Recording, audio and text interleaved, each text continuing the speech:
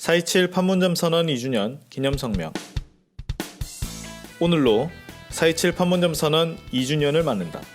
한반도의 평화와 번영, 통일을 위한 판문점 선언.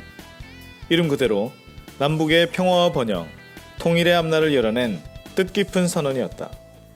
4.27 판문점 선언으로 하여 남북관계에서는 큰 전환이 일어났다.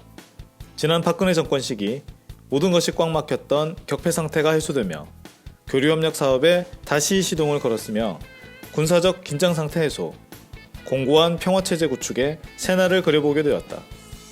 우리 민족의 이런 뜻깊고도 과감한 행보는 세계가 세기적 만남이라 칭한 6.12 북미 정상회담의 성사로 이어졌다.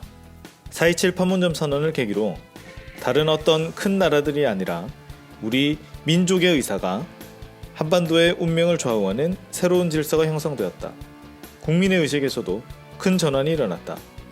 우선 이명박근혜 정권 시기에 9년 동안 잠시 잊혀졌던 6.15 14선언 해행으로 들끓던 그 시절의 기억이 되살아났다. 또 북한과 북한의 지도자에 대한 호감과 신뢰도도 크게 올라갔다.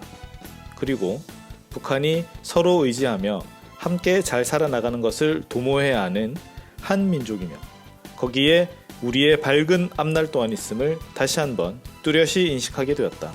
그러나 이렇듯 4.27 판문점 선언으로 성큼 다가온 평화, 번영, 통일의 봄을 결실의 가을로 이어가지 못하고 현재 남북관계 발전은 중단된 상태다.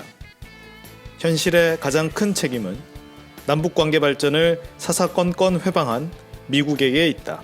한미 워킹그룹의 테두리에 한국 정부 당국을 올가매놓고 어느 것 하나 마음대로 하지 못하도록 강박해 나섰다. 미국은 남북 공동선언들의 이행을 가로막는 행위들을 당장 그만두어야 할 것이다. 사사건건 남북관계 발전에 발목을 잡은 수군행전 분단적 폐세력도 문제다. 이들은 철진한 색깔론에 매달려 남북 정상회담의 성과를 법제화하는 것을 방해하고 있다. 문재인 정부도 책임에서 자유로울 수 없다. 우리는 문재인 대통령이 9월 정상회담 당시 평양 5일 경기장에서 한 연설 중 우리 민족의 운명은 우리가 결정한다는 대목에 주목한다. 지금은 미국 눈치 보며 승인에 얽매일 때가 아니다.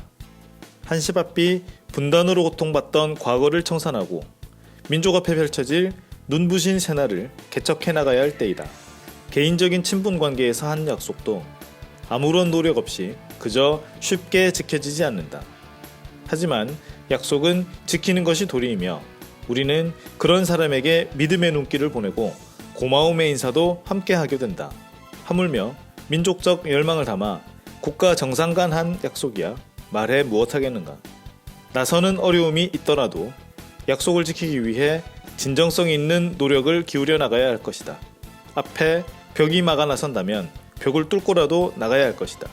연례적이라는 허울 좋은 명분으로 포장한 한미연합 군사훈련과 핵 전략자산 등 전쟁 무기들을 끌어들이는 구시대의 적대 행위들을 이제는 그만 과감히 걷어치우고 남북관계 개선, 발전회로 힘차게 나서는 것이 도리일 것이다. 적폐청산으로 국민적 총의가 모인 이번 총선 결과도 여기에 힘을 실어주고 있다. 4.27 판문점 선언의 철저한 이행으로 민족의 운명을 개척해 나가자.